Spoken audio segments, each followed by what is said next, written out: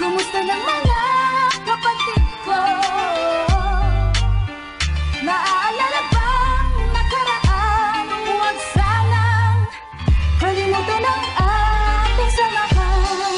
Utol, anong balita sa iyo? Kumusta na? Sa tagal na di nagkita, ang buhay ayos pa ba? May asawa ka na ba? Saan kayo nakatira? Ako pa rin yung dating eboy at walang pinag-iba. Pakikumusta nga pala? Si nanay at si tatay, matagal na din ako di nakapasyal sa inyong bahay. Kung sa bagay, sadya tayong nasanay sa buhay, paisi-isi lang, mas madalas pa nga ang tagay. At sanay, inyo pang maalala, bawat pakikibaka, minsan may sariwain ng magandang pagsasama. Walang sawang kwentuhan, inuman magdamagan, sa harap ng mga chikas ang laro nating laglagan. Nagtuksuhan, minsan nagtatampuhan, parang walang ibang alam, puro kalokohan. Kay hirap malimutan ng mga araw na dumaan, kay sarap na balikan sa isip ang nakaraan.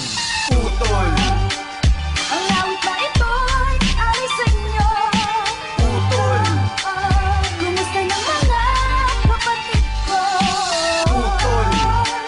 Naaalala bang nakaraan? Huwag sanang kalimutan ang ating samahan. Kumusta na ang alma mater? Ilan ang residente? Sino-sino ang opisyal? Sino bagong presidente? Solido pa ba tayo? Lahat ba ay aktibo? Di pa ba bumibitaw lahat na mga naiwan dito? Yung pa din ba ang tambayan? Pwede ba masilayan? At ako ay timbrihan pag meron kayong bigayan. Parang di ko na malayan ang lumipas na mga araw. Samahan na sa aking puso ay walang makakaagaw. At kahit na magbahaw ang mga sugat at pasako sa aking hita, na para bang nahiwa, dama ko pa rin ng init na patak na makakandila. At natuturo respeto kahit may dugo kang siga. Ang tunog ng palakpakan pag tinanggal ang piring, para bang nakuha mo ang matagal mo ng hiling. Magsasalo sa piging, turing ang magkapatid. Ito ang mga mensaheng nais kong ipahatid.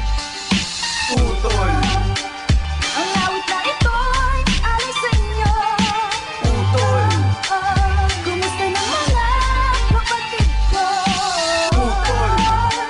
Naaalala bang nakaraan? Huwag sanang kalimutan ang ating samahan. At kahit na pinagalitan ng magulang sa pagsama, at lagi nasa sermonan dahil ako'y inuumaga, ang dami daw konsekwensya, sa iba may diferensya. Walang may dudulot na mabuti at masama ang impluensya. Ngunit sa aking konsensya may ibang paniniwala, kanya-kanya lang unawa, tayo'y di na mga bata. Basta't wag lang tapakan ng prinsipyo at kapatiran. Wala dapat pagtalunan, may tamang pangangatwiran. Ang aral ko natutunan, gagamitin na puhunan, sa sariling paraan ng lipunan ay tutulungan. At itrato ang iba sa paraan na kung paano mo gusto, na itrato ka rin nila mag-iiba. Ang paningin at pananaw ng mga tao sa mundo, na tayo'y mga edukado at hindi mga sanggano. Kahit gaano kakatapang ay marunong kang gumalang, kapag may kasalanan ay tumatanggap ng salang. Tayo ay rumerespeto sa marunong rumispeto, at handa ko ipagmalaki sa kahit na anong aspeto. Ngayon ng mga sikreto gagawin ko ng legal, at masarap lang ang pagpati kung ang ese kapital.